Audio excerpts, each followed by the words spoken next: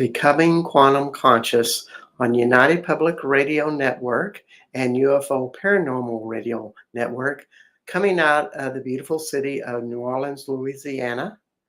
And we are doing a show by myself today, which is kind of fun and challenging, and all of these things on the United Public Radio Network. And I just also wanted to mention that we are also on Roku, Facebook, YouTube, and other platforms like Speaker and or Spreaker. And so we're all over the place, all around the world. And today we're going to be talking about creativity and what all of that is about. The creative way as we speak. And we're going to partially do this with notes and free speaking.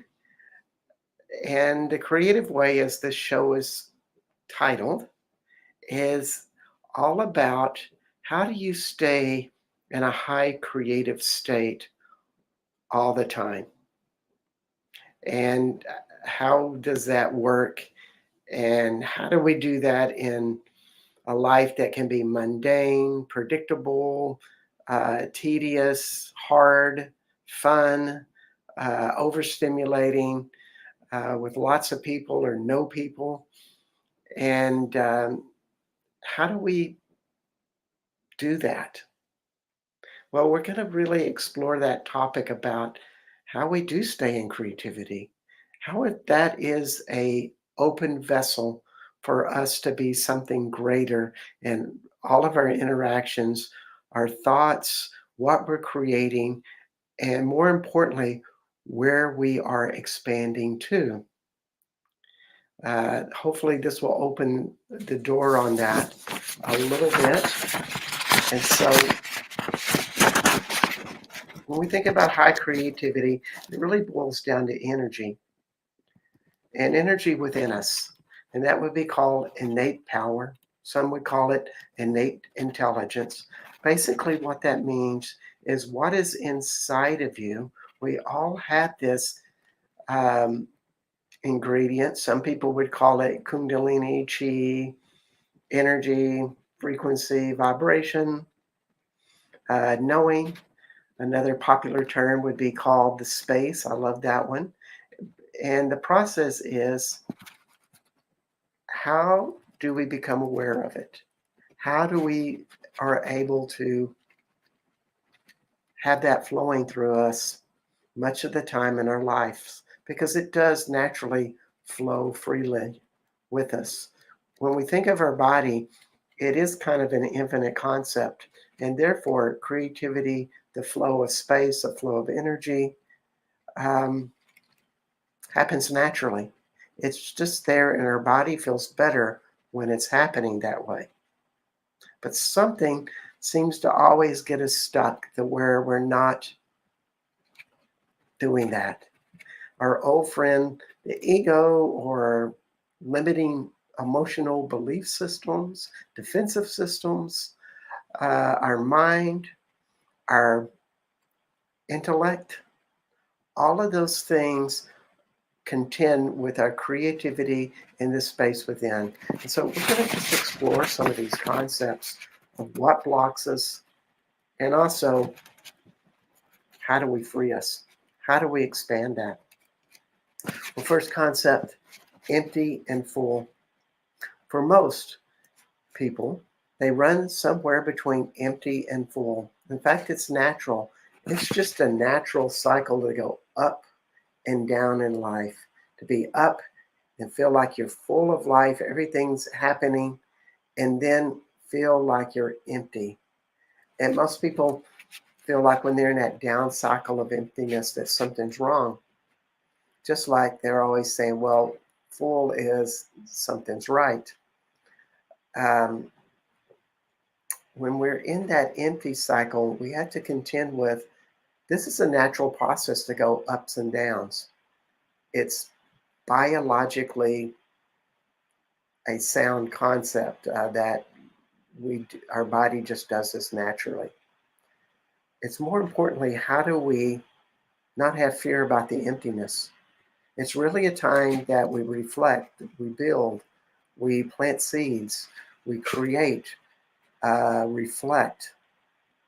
And also, it's a time that we might spend more time alone in this contemplative type of state. And this is generating that to where it's full. And that full cycle will have its opportunity. For most people, they're always trying to be full and be expansive or be in that up cycle, and they want to avoid the emptiness. And if you avoid the emptiness, you really cannot be in your fullness. They come together. And the really important aspect about this is, how can you be in full presence of yourself? To be fully present in your own life and understand what it would it be like to create, to be in that state of fullness, in that state of full awareness of you. It's not a mind thing, it's a body thing, it's a heart thing. It is using your body and heart and letting the mind follow that path. But for some people, one of the biggest things that really um, shakes them out of this are distractions. And one of the biggest ones is to be in fantasies, to have that dreamy perspective. And fantasies can be negative and positive. Some people are addicted to all of the negative stories in their lives that they just seem to be recreating in various ways. And other people have fantasies to try to make themselves feel better when they have nothing to do with um, creating something solid that opens that out. Now, a little bit of that is fine because fantasies do enliven us, inspire us, but also maybe to see what's beyond. But if this is your daily mind food, so to speak, of feeding yourself, then you're not really optimizing your own creativity. How do you take that fantasy and apply it to something that is your greater dream or your service to something greater? This is the real trick. So, another aspect about this is being hyperactive and busy, being too busy, being so busy that you're not really having time to feel and be who you are internally. And this is what a lot of people do, whether that be socializing or working or being obsessive in cleaning their house. All of this is all about distractions. And usually that's about avoiding your emotional state, something that you're afraid of inside of you. And this is one of the biggest obstacles we have in learning to detach from our creative space. And that's kind of a good term for it, creative space, because once the space is open, the creativity naturally flows. We just have to tweak it, ask questions, be curious, listen within, and it begins to start happening. The body likes this flow because it generates more energy inside of us. It's an internal excitement that occurs when we are in that state. So, this other part of fantasies, hyperactivity, it's almost like a merry-go-round, and that you're just on it over and over again, repeating the same messages inside of yourself. And the question is, how do you get off the merry-go-round? And one of the biggest answers is change your frequency, in your cells and your DNA, the more you become sensitive to the hidden properties of the world around you, you will see properties that you can create from. Each level you raise your vibration, your self-image, as a result, sees you participating in higher realms of awareness and possibilities. In other words, as you change your frequency by paying attention to you internally and really seeing what you're avoiding through these other behaviors and resolving that, then you leave a space for something else to show up. And the thing is that you have to nurture it. You have to give it attention. You have to stimulate it, and it will start to show up. And that's such an important part of this. And it just brings up questions. Well, how do you find yourself through so many distractions?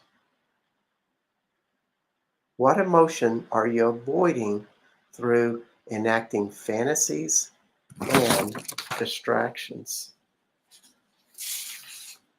And what do you do that fascinates you? Do you spend much time doing it? These are always really good questions to ask. Is how do you find what fascinates you? In a lot of ways, it's trial and error, but also you can just start to ask yourself and ask your body or your higher self, well, what can I open up to that would really be fun for me? What am I really curious about? And it's really funny when you start staying in those states, you that it comes to you.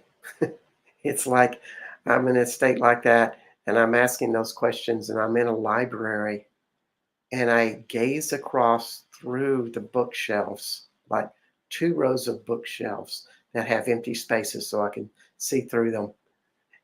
And there on the third bookshelf away, I see this one title about male intimacy with self. I'm like, what? And so I go over there, and of course, I pick up the book, and it's like one of the most amazing, life changing books. And a lot about that started in the process of asking and being curious, and then putting myself in a place where I can find this stuff. And that's, what environment can you bring yourself into? And sometimes this is just very haphazard. We just stumble into places and we're paying attention, we're curious, and we slow down a little bit. And maybe we're not in our fears so much, but we're just going, wow, I wonder what's happening here. What's going on here? And something shows up. These are somehow those best gifts show up. It's always good to question how you spend your time and how much do you spend living and seeking pleasure through entertainment or substances that does not nourish your cellular vibration and lightness of your heart. Now that's a really big question to ask yourself, is like, what entertainment or substances do you use or do that does not nourish your vibration and lightness of heart? You just want to do it because it feels good, or you just want to kill time and this fills the space. Those are some of the danger parts about creativity. Sometimes it is good to go a little bit like non-high stimulating, that you watch a television show every now and then, just to give your brain time to do less, to relax. Of course, you could just lay on your couch and do nothing and just go blank. and do that type of stuff. But sometimes these other stimulating activities are good. Um, but to look at what is expansive stimulation and something that just kills time, maybe gives you some sort of energetic satisfaction, but it doesn't really open you. In other words, after you're done, there's nothing exciting happening in your body. There's nothing that's opened. You do not feel enlivened.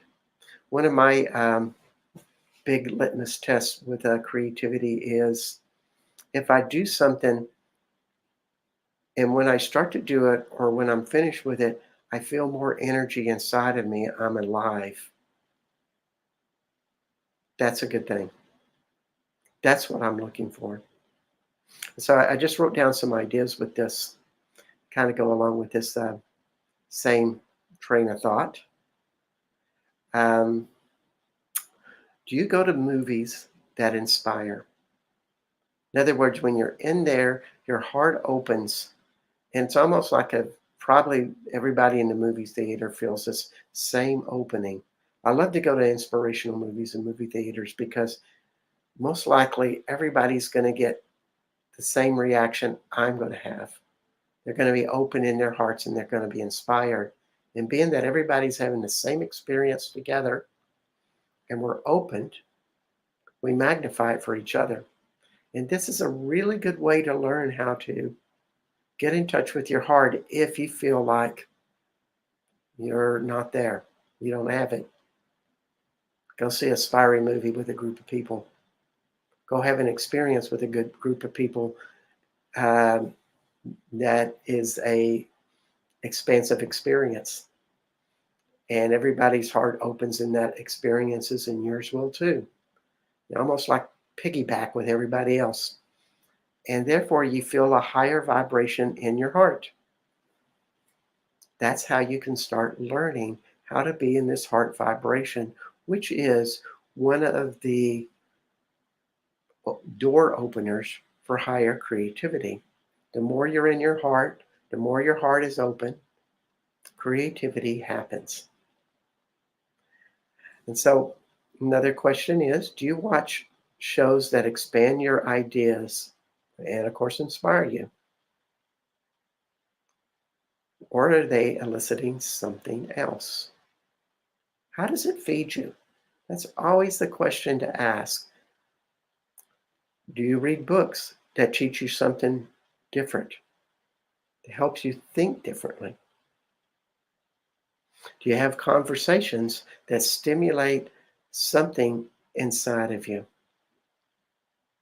It's not just entertainment, but it's something that I feel I'm growing when I'm around this person.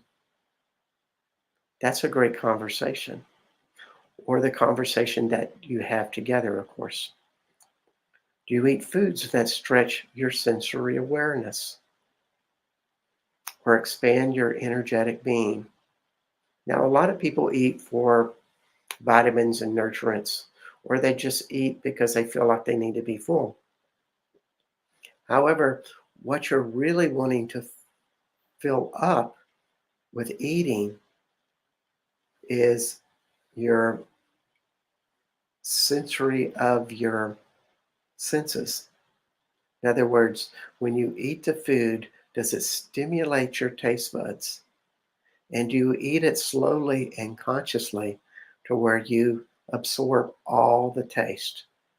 Like, you know, take 10 minutes or 15 minutes to eat a small ice cream that is little bitty bites at a time to where you absorb the flavor totally. This is the way you do a more conscious eating, but also you're training your body to receive more information and allow the taste to stimulate you to where you get filled on taste. This is a great thing to do. On the opposite end of that would be watching a movie and just throwing in chips into your mouth. as you eat, and you're just getting this big sensory stimulation from the food and from the show, and you're not really totally paying attention to either one. You're just in this high stimulation place. Um, it doesn't it doesn't reinforce the subtlety of awareness. And that's really what you want when you want more creativity in your life, is to be in tune with the subtle things that are happening all around you and within you. This is a training ground, and food is a really important process, just like walking, and walking where you feel your entire body move while you're in this process of walking. You might have to walk slow, but you are feeling every bit of you as you do this process of something so mundane. It teaches you to be aware of your body. And as you're being aware of your body, you're being also aware of the space within you.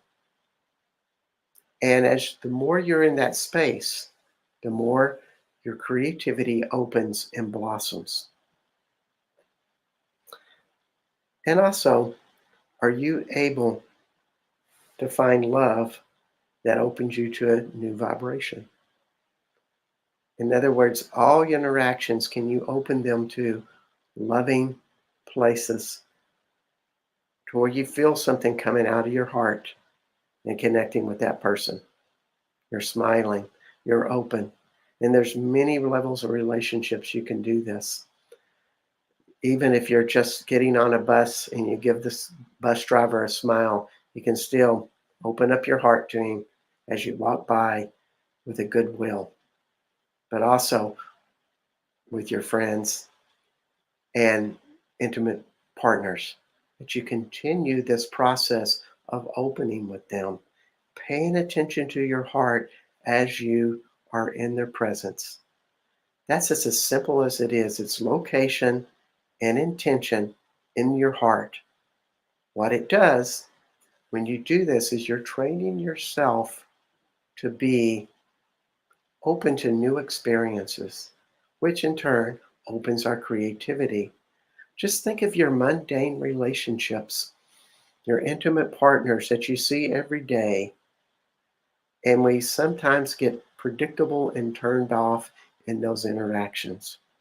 If we can start looking at them with our heart and really feeling their conversations while we pay attention to our heart, creativity will happen, and probably better relationships, because that's what we're really wanting anyway, is to thrive in better relationships. So these are all really good stuff that really build this creativity, but it also expands our innate intelligence. In other words, a power inside of us that is connected to everything. It's connected to all within our bodies, but also all in our surroundings. And we're just stimulating this interior world all the time, seeing how our interior world relates to the exterior surroundings. This is a big part of what creativity is feeling that. Um, and I just keep thinking of some of the great artists that look at things in life and they feel something, and an image comes from within them, and they do something really important. They record it in some ways. For an artist, they may paint it. For a writer, they may write it down. For somebody that's just creating new ideas in consciousness, like myself, I always keep a notebook around so I can take the opportunity to get those thoughts down. So these are all good ways to be in that creative space. And I just wanted to tell you that you are listening to Becoming Quantum Conscious, and I'm Bart Sharp, and this is United Public Radio Network and UFO Paranormal Radio Network out of New Orleans, Louisiana. And we're on Roku, YouTube, and Facebook.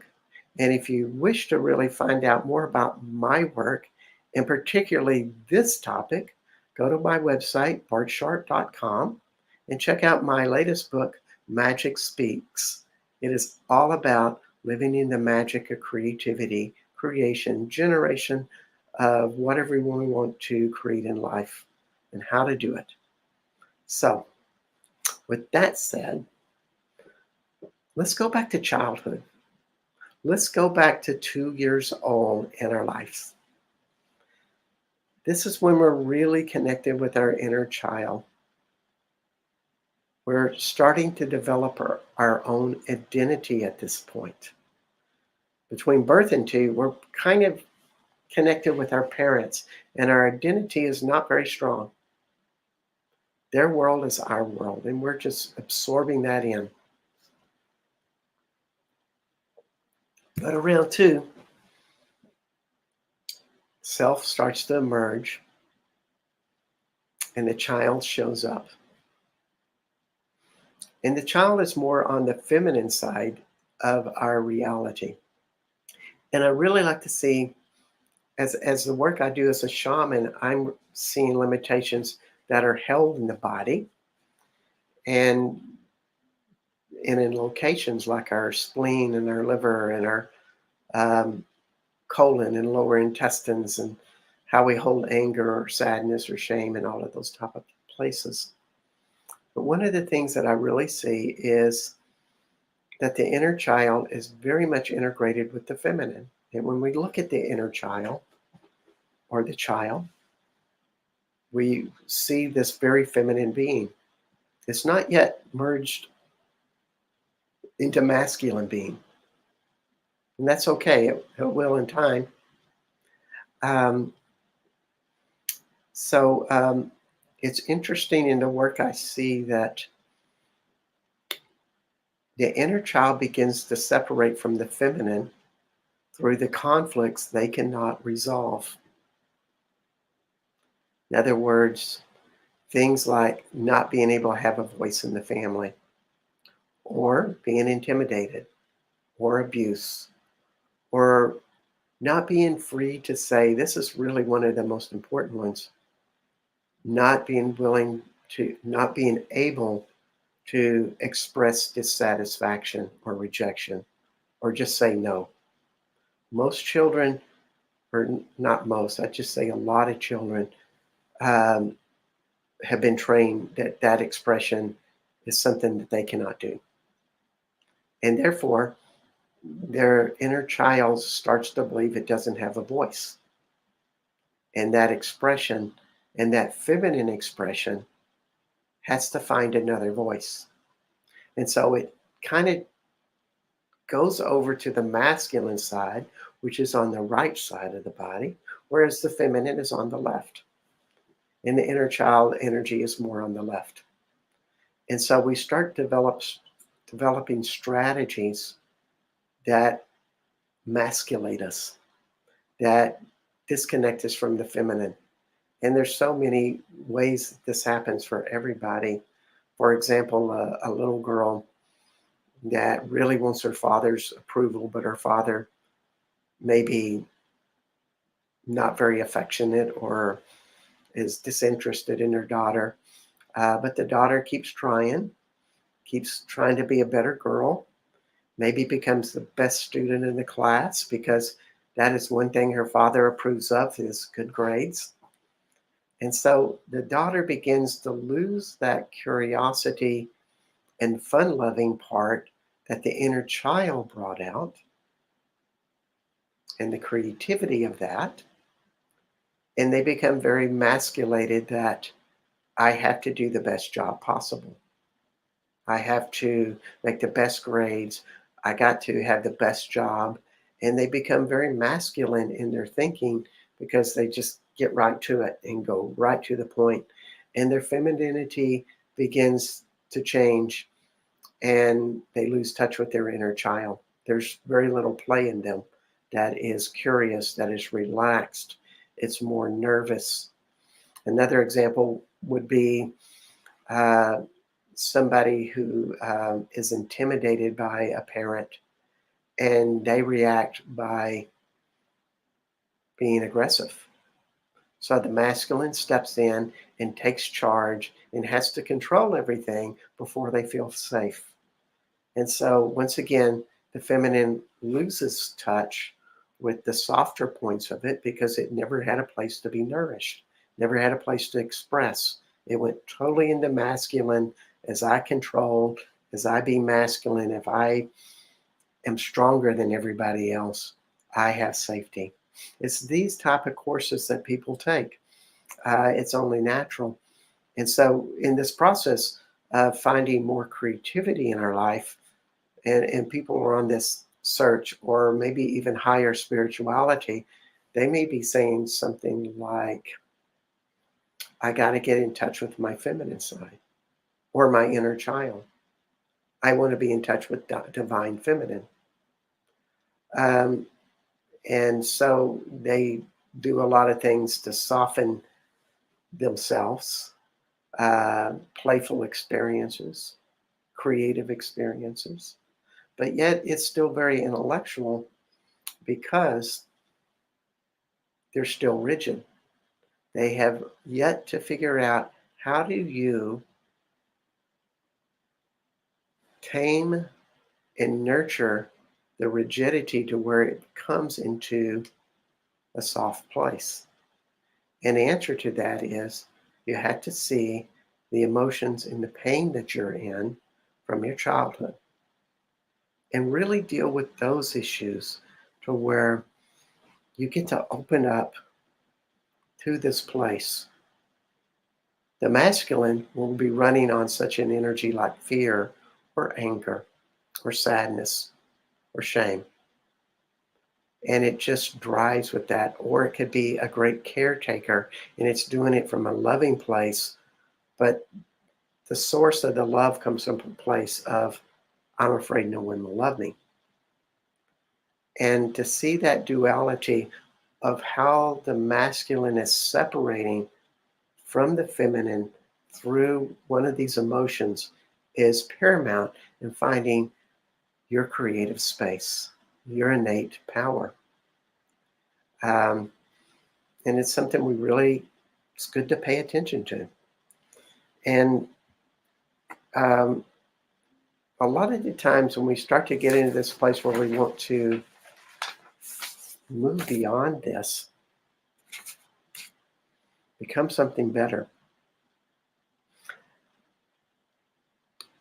we have to deal with these emotions, but also we can also give ourselves permission when we have done our work and we have been aware, because we can't fight it all the time. We have to leave a space for us to open to something softer and gentler in ourselves, to where the nurturing, the love, the creativity starts to open up more. And I believe you can really tell your body messages, and your body will do its best to respond. And so, just with that said, this is one of my favorite ones. I have done enough for now. Therefore, I do not have to use so much energy to repress my fears. I am comfortable now with what I have done today. And all of that energy can now go to creativity. And this is really a great thing to say. It's just basically an announcement to your body that you can let it go. I've done enough work on my sadness. I'm going to keep it in my front left pocket and always be ready to pay attention to it if it merges. However, I'm going to live the rest of my life that way. Or I know I have anger and it's there and I feel it. I don't have to conquer it right now. How can I respond to other people without my anger merging forward? You know, one of the things I'm doing with these things is asking questions. And that is crucial in this process. When we ask, our body responds. When we ask, we plant a seed for it to be differently. And we're opening the consciousness for it to show up and for us to have a different input. So all of these things are good. We're going to the next page. We're just moving along here. And you are on United Public Radio Network and UFO Paranormal Radio Network with Roku, Facebook, and YouTube as part of your channels. You can go to my YouTube site, Bart Sharp, and see all my shows, by the way. Or you can go to the UPRN and see all of their massive YouTube files are all there for you. So enjoy. So a positive approach to all of this is the more you engage the forces of good, fortune and synchronicity, the more you live in the flow of life. And how do you do this? Live in questions, possibility, and faith. And faith is huge. And we're not talking about a faith in a higher power, though that is a very relevant and important part of what faith is. But also it's the faith in yourself that the answers will come to you and you'll know what to do when the time comes for any situation. You just ask yourself to be aware. This gives us a ending, which is an important part. In other words, we don't have to figure all of this out now. We do not have to have all the answers. We do not have to think all the time. We can open ourselves up in faith that the answers will come.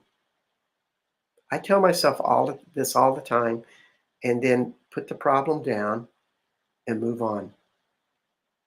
And give myself permission to begin to enjoy various things. This is huge to be able to do this.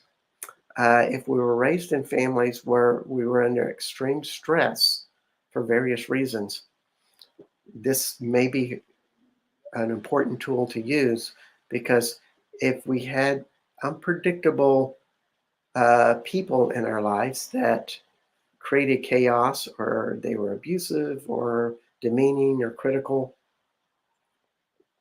and we never knew when that was going to happen, of course we're going to start thinking and putting our feelers out all the time to be ready for that crisis.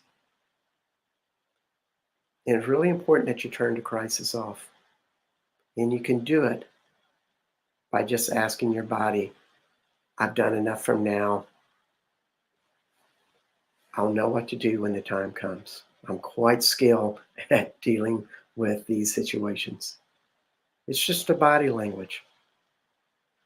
And when we do these type of things, we open up a new energy to play in the power of the initiator or the catalyst, and to live in that creative edge. And some of the questions I'm always asking, because I want to stay on this initiator and catalyst edge. This is fun to me, but also it's productive, and it builds the person who I am into a greater being. So things I ask myself are, what can I do to change my life? If I'm feeling into doldrums, which right now this week in Texas, Austin, Texas, it's in the triple digits every day. It's really hot. So we are in a low time energetically.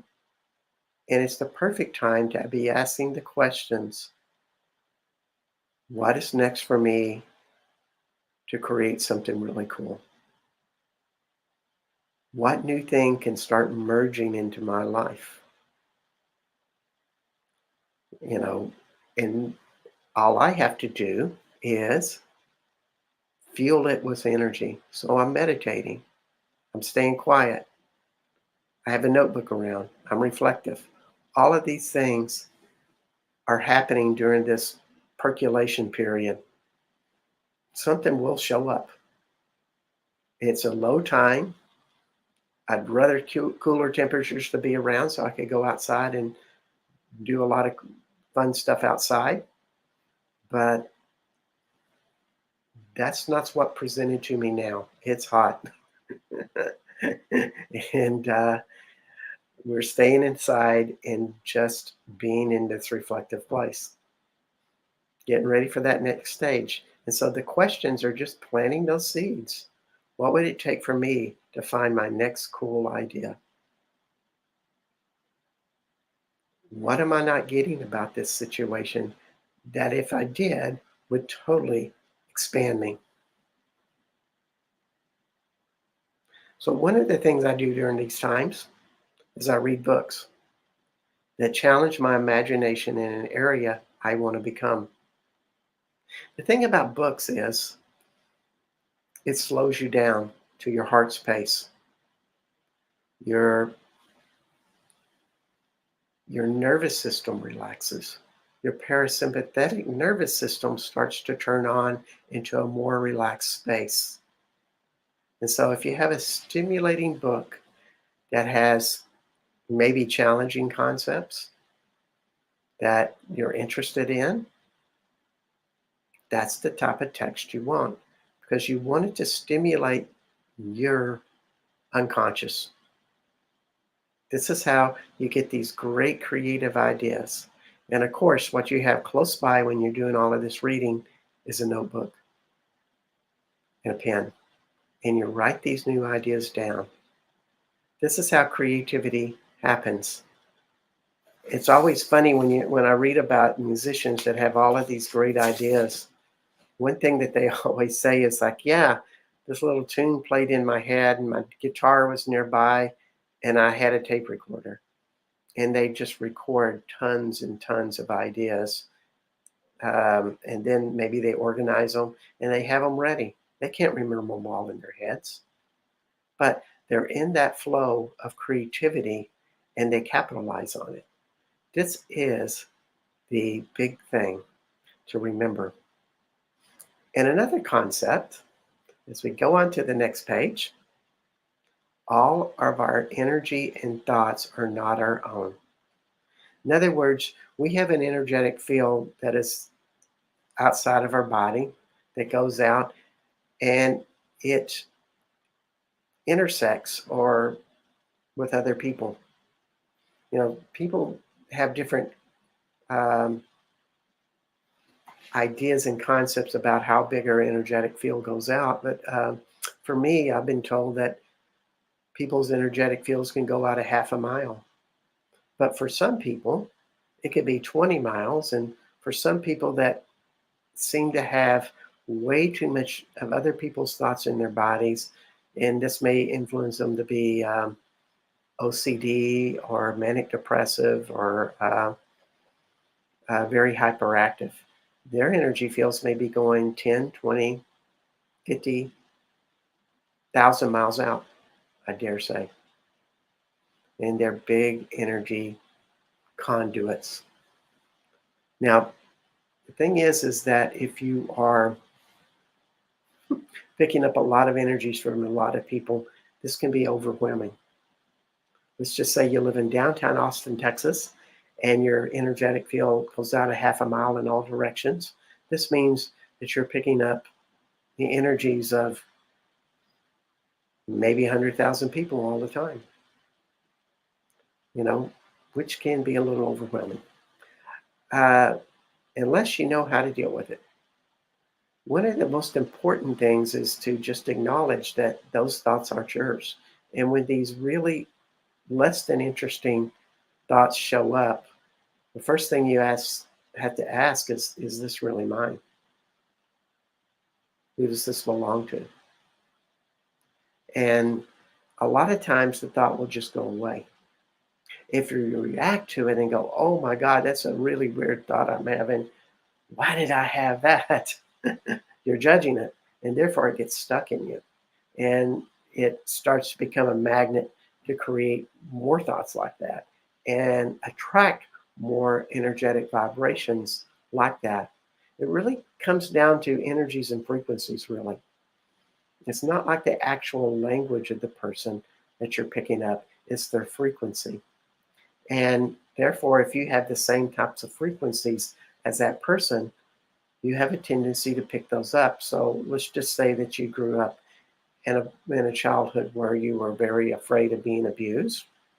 You would be picking up those energies from everybody you're around. Those are the things you fear the most. Therefore, because of your resistance to it, you become a attractor of it. And this is really an important part of learning how to detach from those energies, is to know your story and to work on your own issues to where you're not afraid of your past and not afraid of energies you take on from other people. And if you've been doing this for years, they can get quite intense. And doing exercises to relax that is important. Now, on the upside of attracting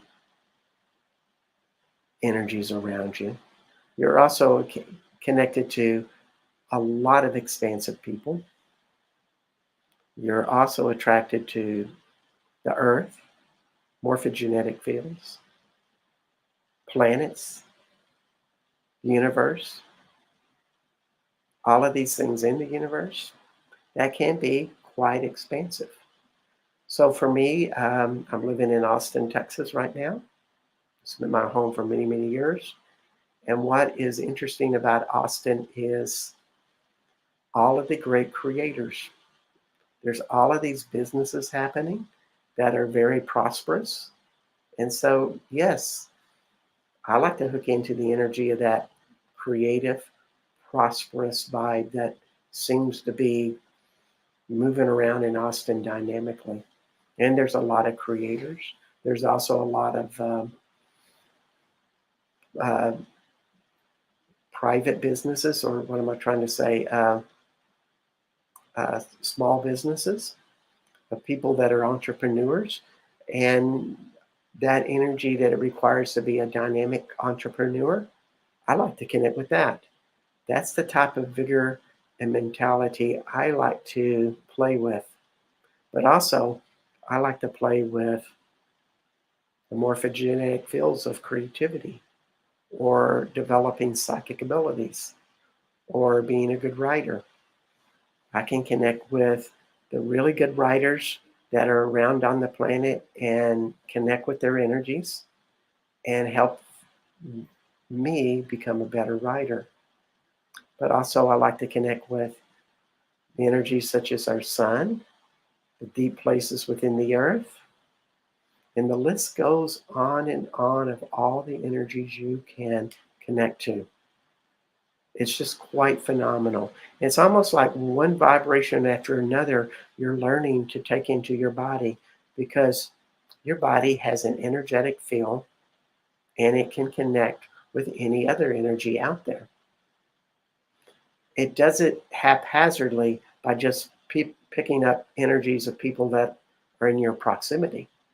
However, you can dial it in and accommodate any vibration in your body. And the real key is learning what vibrations feel like. What does prosperity feel like? What does fear feel like? What does anger feel like? What does the energy of the earth feel like? What does a tree feel like? And what does my friend that I hang out and have coffee feel like? There's lots of possibilities, but I'm always in that question to open up that sensation so that I can experience that vibration. And I'm taking them all in. I'm expanding. My space is learning new things. This is awareness. This is the space that great creators are always mingling in. And as they gather and gather and gather, one day, crack, the lightning strikes and they jump a new level. A new level of awareness happens. We don't know when it happens, but a space opens in us. It's unpredictable. And those who have made these jumps in consciousness explain it close to the same thing, that they have a signal, something inside happens to them, or they see something outside of them that stimulates some big change that happens in their internal world. They have jumped up, they're never the same again. And more importantly, their creative power or their innate intelligence is expanded. It's just different. It is a rebirth. The best word to describe it, joy. Everything feels complete and whole in a new, expanded way. They're joy peak experiences. And every one that we have, we jump in a new level of creativity. We see things very differently than we ever saw before.